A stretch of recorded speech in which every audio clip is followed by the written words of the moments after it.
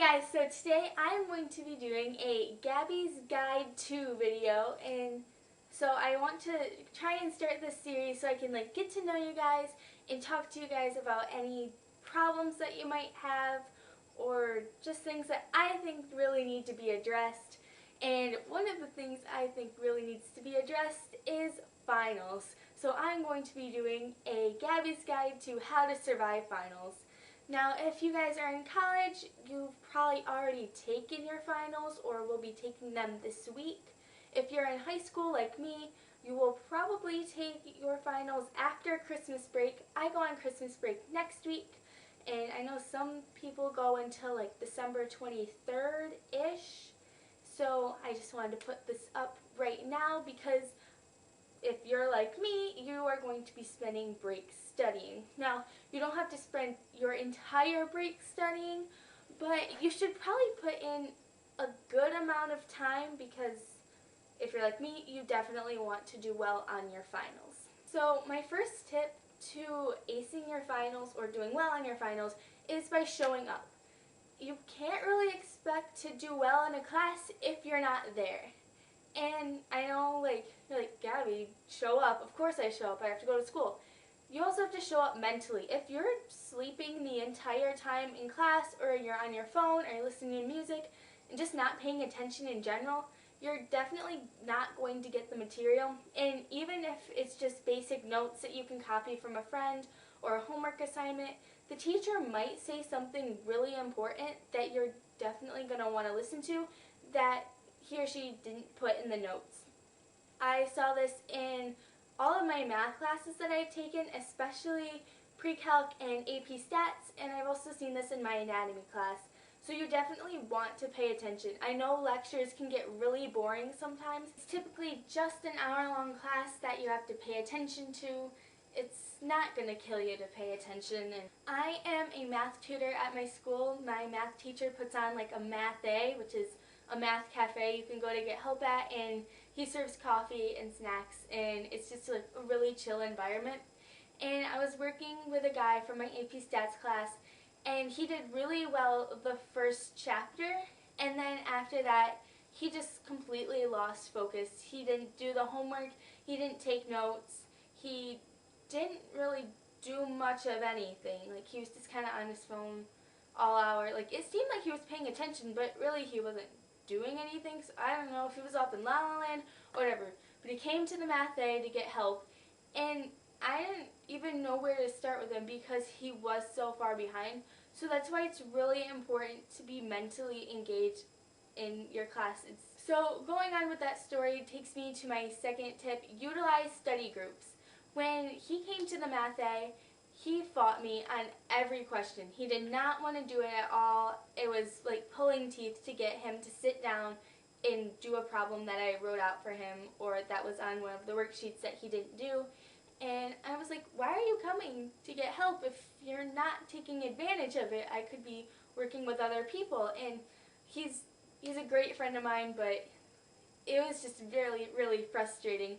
So utilize your study groups. Don't study with friends unless you know that you're going to get something done. Because I have had study groups with friends that have just turned into gossip party, eating snacks, watching Netflix. Not good. But then I've also had study parties that consisted of us actually studying, and there were a few snack breaks or, watch some YouTube video breaks, but then we also got back to work and were able to actually make something of that time that we put in. So I think you should definitely be cautious about who you're studying with and where you're studying. Don't study in someone's bedroom if there's a lot of distractions in it. Don't study in a place that you're going to be extremely comfortable and likely to fall asleep, such as your bed or your couch. I like to study on my kitchen floor because it's really hard. I'm not going to fall asleep on it. It's kind of like a main path in my house. So if someone's walking by and sees me falling asleep, they're going to be like, Gabby, wake up, what is wrong with you? Why are you sleeping on the floor? So that is a really good place to study. And then you should also utilize your time in class. I finished a lot of work in my personal finance class, especially early, so I at work for this entire week, Monday through about Thursday, because Friday we're testing, and I finished it all on Monday. Today, Tuesday, we had the practice ACT day, so seniors went and did some other stuff, so I didn't have actual class today. So tomorrow, Wednesday, I have a whole hour to just do whatever, and so some people are just going to not do anything really productive, but I am definitely going to be using that time to read the book 1984 because I have a test on that on Thursday, and write a personal psych paper that is due on Friday.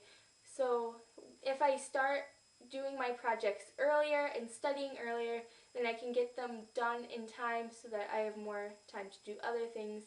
And it also helps space out your studying, because if you space out your studying over a long period of time, you're going to remember it more. And that's definitely going to help you because you probably won't have your notes or anything on your exam. Another thing that I found really helpful is just saying no. I actually did a lot of studying tonight, and I could have gone to my school's basketball game, which is where a lot of my friends are and my family is right now, but I was at home studying. I got a lot done just by saying no, and because of that, I will actually be able to go Friday night to the game. So I mentioned this before, utilize time over break. I know you don't want to spend a whole lot of time studying over break. I know I don't, but it's gonna have to happen. The whole time can't be Christmassy and all that fun stuff, because at some point it does have to come to an end. We all have to face the hard truth that it's not Christmas all year long. We can't stay up till like 4 in the morning all year long. We do have to get into some routine. So even if it's just like 15-20 minutes a day, you can take Christmas and Christmas Eve off, because I probably will, and it'll just make a lot of difference if you just take a little bit of time each day to study or work on homework or read or do whatever you need to do for your classes. To study, I would definitely recommend a lot of different ways of studying. You can find a lot of practice tests for a variety of subjects online. You can just Google like pre-calculus practice test or flashcards for something, flashcards. Definitely make flashcards. For AP Government last year, my teacher required that we made flashcards for each unit of vocab, and it worked miracles. I aced every single vocab quiz, and because of that, I did really well on my test for the class and the AP test, because that AP test is focused a lot on vocabulary and knowing what different things are. And finally, when it comes to the test, I would dress how you normally dress for school. I wouldn't, like, if you wear jeans and a nice sweater most days to school, I wouldn't throw it up by wearing like gross sweatpants and a gross sweatshirt and like tying your hair up in a top knot, kind of how I look right now, because we had a really lazy day today and I didn't really want to do anything, and also I just did a workout, so you know. But for me, I found that it was really helpful to just wear what I normally wear to school, and I do a lot better. For my freshman practice ACT, I wore what I normally wore to school, and I got a 24. Sophomore year, we took the practice ACT again, and I wore gross sweatpants and gross sweatshirt, and my score actually went down, even though I should have been more prepared for the test. And I think I was more prepared.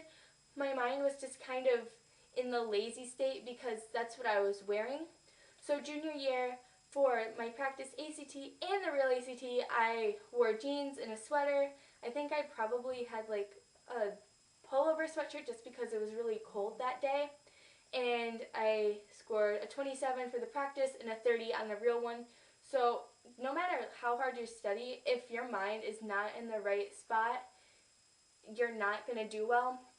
And your mind can be influenced by a lot of different things that you don't even realize what's happening. So definitely just kind of treat your testing days like any normal school day, and you'll be set. Just don't freak out about it. Don't do anything crazy. So I hope this helped you guys. I know that these tips help me and my friends. And if you guys like this series, give this video a thumbs up And let me know in the comments what you would like to see next for hashtag. Can you make this a hashtag? Is that cool? Hashtag Gabby's Guide to something. I don't know. Let me know in the comments, and I'll see you all in my next video. Bye!